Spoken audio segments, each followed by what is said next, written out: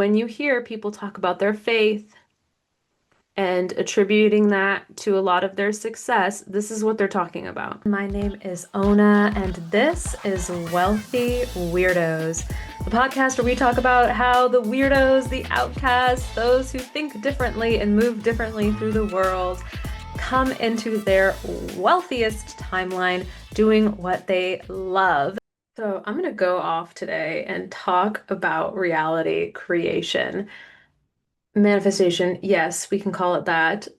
Co-creation, co-creating reality with your creator. However you want to call it, guys, this is not about forcing something in your reality. It's actually really different than that.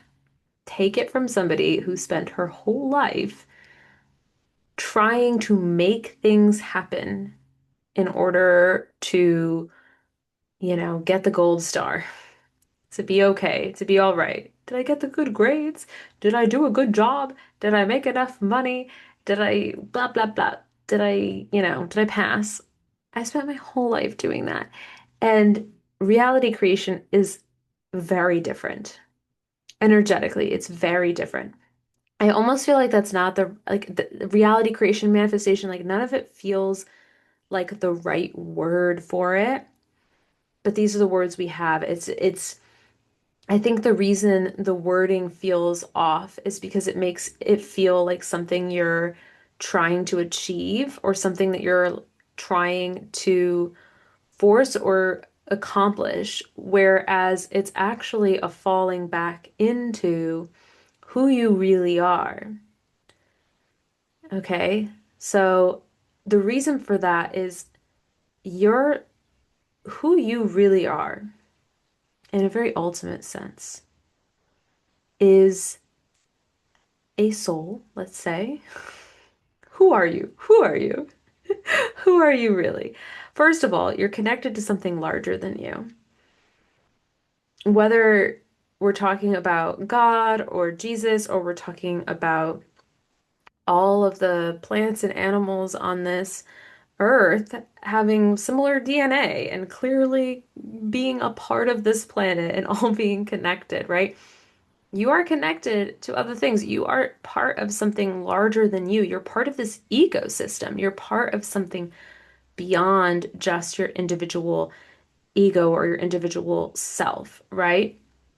And this larger thing that you're a part of, when you feel infinitely worthy because you are part of something larger, when you feel you inherently belong because you are part of something larger, and when you feel that you are safe, that your soul is safe because you are a part of something larger, you begin to shift your reality in the most miraculous ways.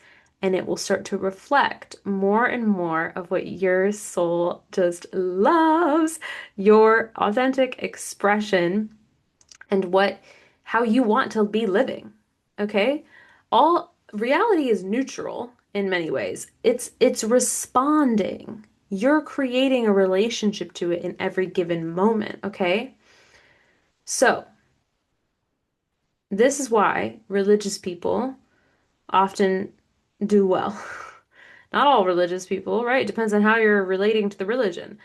But when you hear people talk about their faith and attributing that to a lot of their success, this is what they're talking about. But you actually don't need a particular religion. Oh my gosh, the Christians are going to come for me. They're the most intense ones. I love you guys. I love Jesus. I am like not against that at all. I'm very pro that energy. Actually, Krishna and Jesus have a very similar energy. Oh my gosh, is this gonna get like, I'm gonna make the Christians angry. Please don't come for me with pitchforks. But it's not that it's invalid. It's not that it's wrong. It's beautiful, and there's a reason why you're successful. There's a reason why people attribute their success to faith. It's because of this. It's because you coming into this world, being birthed into this world, immediately experienced a trauma.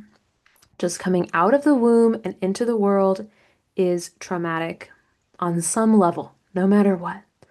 Okay? The point of life is not to avoid all trauma. There's no way to do it. You've come out into the big, bright world, and it is traumatizing to some degree. Definitely, some are a lot more traumatizing than others. It doesn't mean it's not beautiful. It can be beautiful, but also it's traumatizing. And you experience separateness, okay? And throughout life, you're constantly learning from various people in your life to uh how to be, how to belong, how to be safe, how to be worthy. And this is part of what it is to literally just be an animal on this planet, to literally just be a social creature that is experiencing separateness.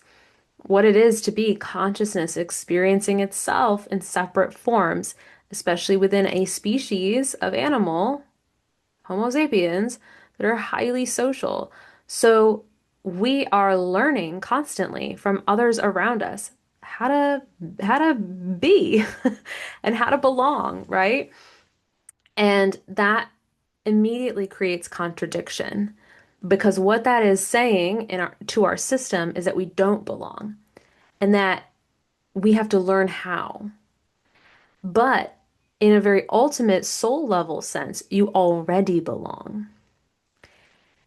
And what you learn to trust on a spiritual path is you trust your own soul's design, meaning you have a way that you naturally want to express in this world, like an elephant versus a fly. They express differently in this world. There's different energetic signatures underneath a alligator versus a little fishy, right? They have different authentic expression, and you have that as well. And the kind of jump off the cliff moment, I guess you could say, is trusting that to be in that expression means you will belong, that you will know your inherent worth, that you will know you're safe, that you're saved, that you're loved, that you're forgiven. Forgiveness is such a incredibly important concept because if you cannot forgive yourself, if you cannot be forgiven, then it won't feel okay to be you because it will feel like something about you is off or wrong, right? And you can bring it into the mind and say, oh no, I know it wasn't my fault. I know it wasn't my fault. It doesn't matter. Like, it doesn't matter if you're a straight up murderer versus like just a traumatized kid who had abusive parents. Like, sure, one's the perpetrator and one's the victim. And that's different in our 3D reality, of course. But in a more ultimate sense, both can be forgiven. Both. You can, in 1 second, you can be one thing, and in another second, you can be another thing. And when you are a victim, so let's say you were abused, you, as a child, you blamed yourself anyway. Because a child can't conceptualize, I am being abused right now by people who have their own problems. They have their own issues. It's a them problem, not a me problem. A small child, no, they cannot conceptualize that. No 1-year-old has that ability. So, what does the small child do? They internalize it. There's got to be something wrong with them. There's got to be something off about them. This is deep inside the system, like really inside the system. And it honestly, it's all on a spectrum, but everybody has it to some degree because of the nature of separateness. And so the person who was abused has to forgive themselves just as much as the person who ended up murdering somebody. And probably they were also abused, right? We know that because it's the same game. It's the same triangle. You're the vic if you play the victim, you eventually become the perpetrator. The extreme of the victim becomes the person who is causing harm, and both of which are connected to the idea of the savior. If you're one at some point, you're all three at some point. That's just the way it goes. At some point or another, and to a greater or lesser degree, you have been the perpetrator, you have been the savior, and you have been the victim. And all three need to forgive themselves. Forgiveness is such a beautiful opening, and this is why religion is so powerful because to forgive yourself, to be forgiven, means that you are free. And not in the sense of like, oh, it doesn't matter and there's no consequences. No, not that at all. But much more from this perspective of I can be what I am and I still matter and I can still be of service. This allows you to actually be with the shadows. This allows you to actually face them. When you cannot be forgiven, when you believe there is no forgiveness, you will bury the shadows and in turn externalize the shadows. So you project shadows onto other people. And you see this with people who hate other people. Like, oh, this person is so wrong, so bad, so stupid. And here's the thing, you might be 100% correct about that. It's not about like, are you right or are you wrong? It right and wrong is so limited. At a certain point, it almost doesn't even matter. Sure, maybe they are a bad, horrible person, or that person just really bothers you, or that's everything you're against. Like that, they need to be taken down. Like whenever people get really into that mode in their life and it's kind of like consuming them, it's because they're projecting. It's because they're externalizing a shadow. Now, that doesn't mean we can't say, oh, I'm here now. This is wrong, and I'm going to put a stop to it.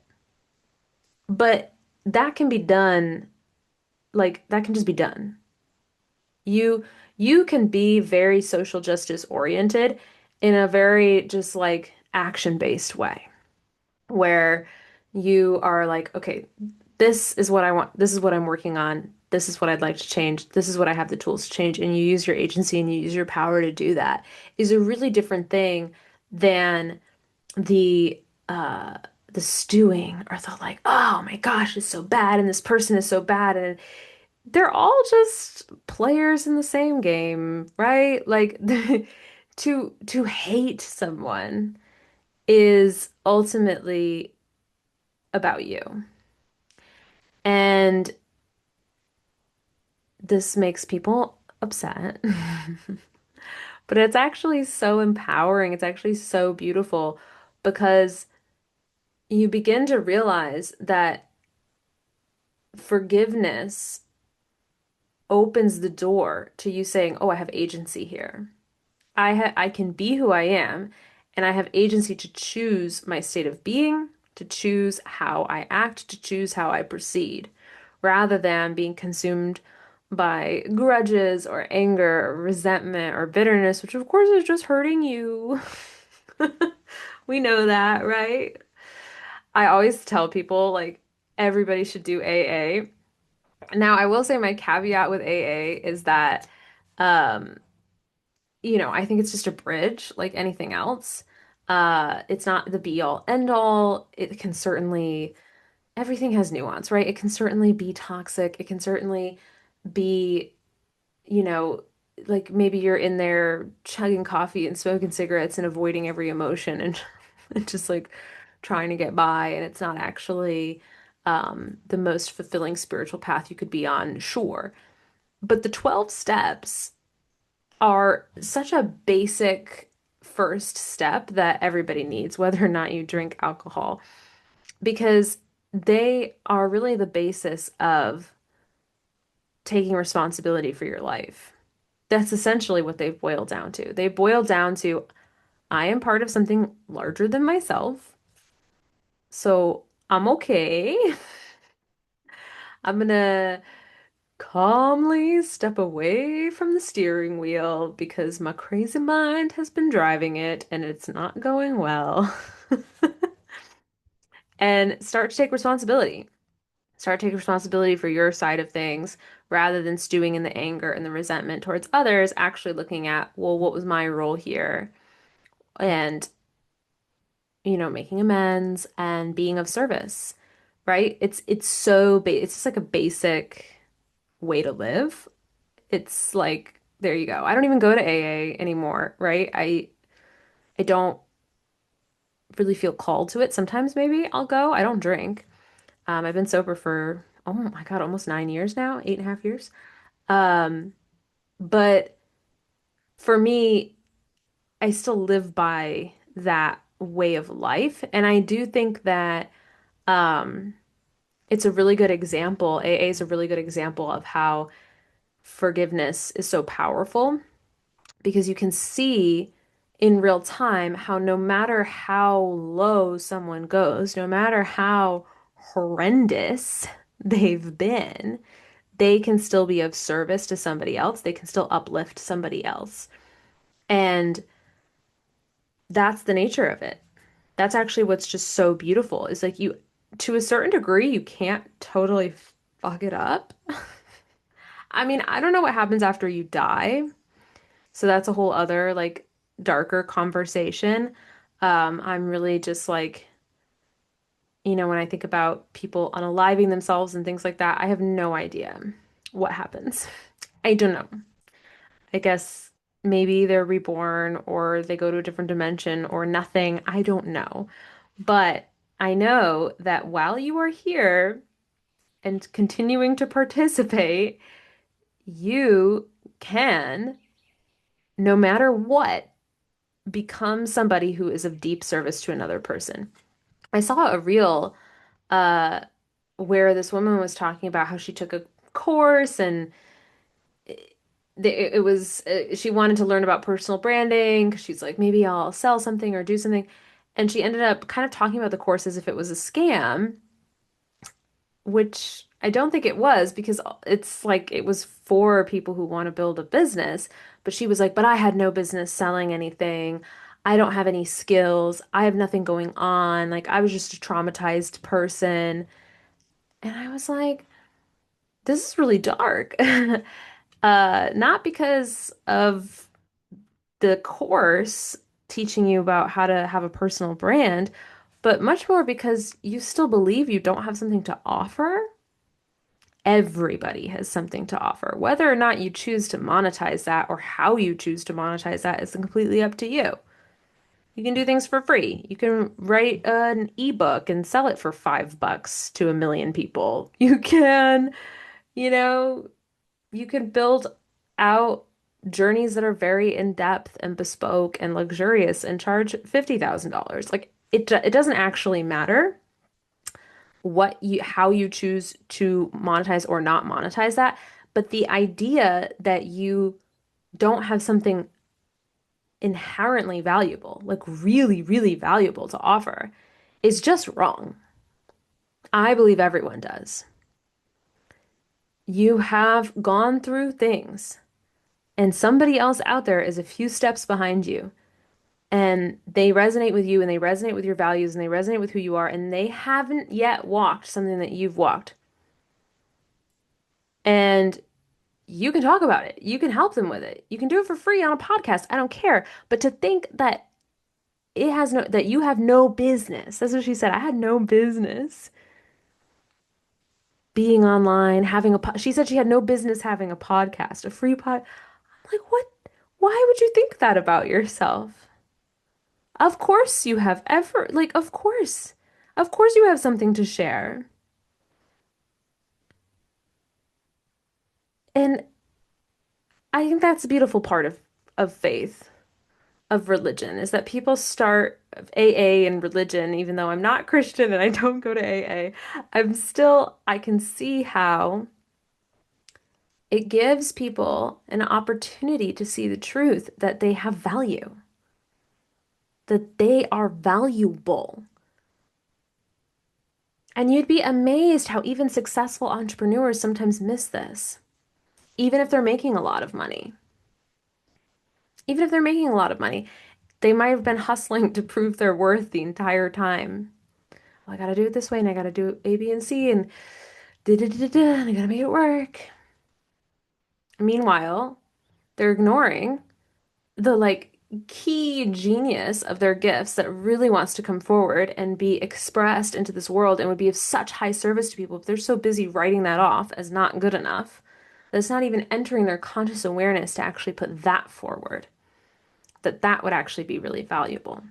I've had multiple clients who have a marketing background. They know how to sell, but they go to sell the thing that they enjoy the most, that they're most good at, the path that they've actually walked themselves, the real of what their fucking soul is here to do in the world, and they suddenly don't know how to sell anymore. They don't know how to market anymore because it's triggering that wound. It's triggering that wound of like, maybe I'm worthless. And that's taking it to the extreme, but like that's the vibration of it. Even if you just have, even if you don't take it all the way to that extreme, that's what the wound is maybe I'm worthless. Maybe I'm nothing. Maybe I'm not safe, not okay, right? Maybe I don't belong. And what's interesting is that there is truth to each one of those things.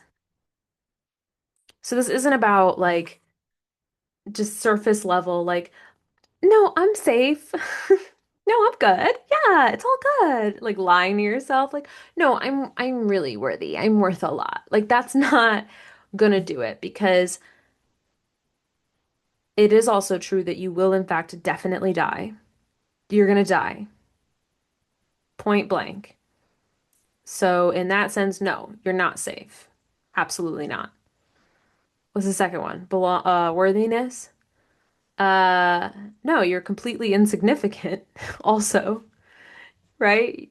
You're you're not your ego for sure is not as righteous and self-important as you think it is. None of this matters.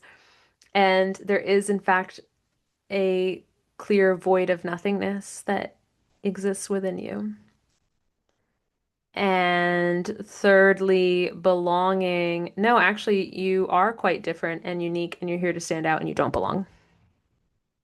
All of those are true at the exact same time that it is also 100% true that your soul, that your essence is part of something eternal, that it could never truly be unsafe.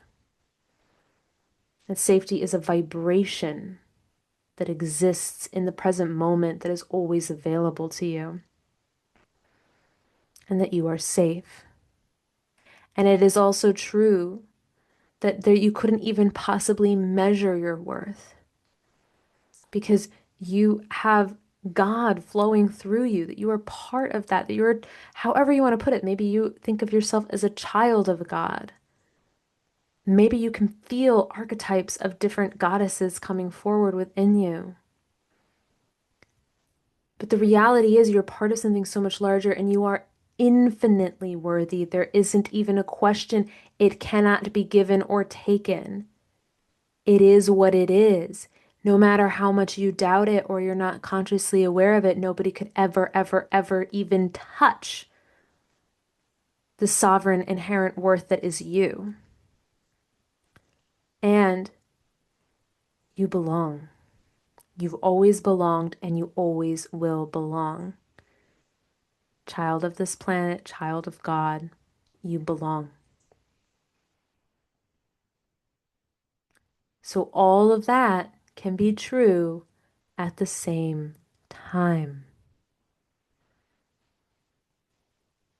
And what you begin to realize is that being here in separateness, being here in the 3D, and having these experiences of standing out instead of belonging, or of falling short, or feeling moments of nothingness, or feeling really unsafe, adrenaline pumping, knowing you could die at any moment. that those experiences are what you're here to do. It is the nature of being an organic, separate being. And through that, through you being separate, you get to interact. You get to be consciousness experiencing itself, and you get to decide, you get to choose how you're going to play with that.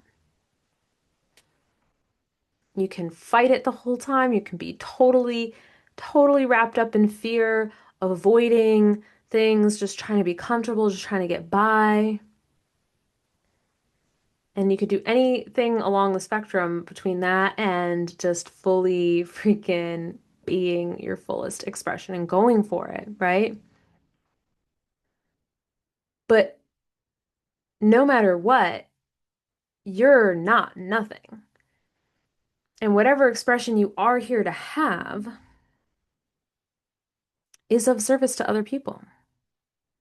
It is. It's valuable. And if you want to have a dream life, it's knowing your soul isn't here to like fuck you over. There are things that you enjoy for a reason. There are things you want things for a reason. Your desire doesn't have to be this like annoying thing from lack. Your desire doesn't have to be like, oh, I'm not okay because I don't have this thing. No, desire can be something entirely different. Desire can simply be your compass, that you know you're whole, that you know you belong, that you know you're safe. And yet, ooh, this feels really good. This really lights me up. I want to go this direction, right? And you go and you do and you build and you create your reality. And so when you're creating reality, it's important to have that fundamental understanding. It's important to have that backdrop because when you try to say like, when I have this thing, I will then be okay, it's not, it might work. Like you can get it. You can get it through all kinds of means, whether they be magical or practical. Like you can make anything happen. Um, but what if you just trusted? Like, what if you just radically trusted your inner compass? So you want this thing, not because you're not okay without it, but you want this thing because you want this thing because it is you. Like, you're here to,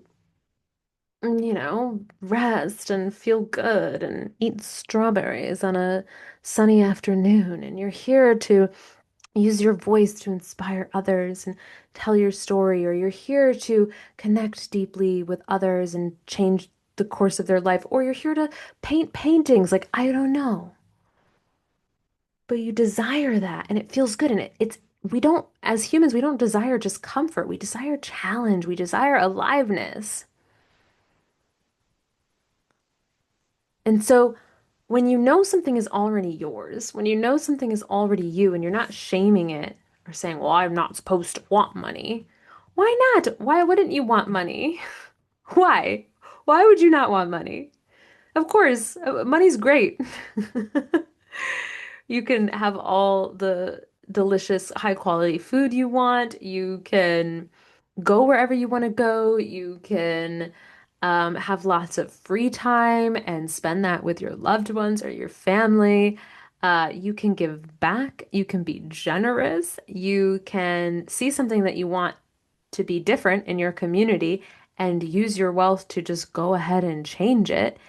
Not that throwing money at things is always the answer, but it certainly freaking helps.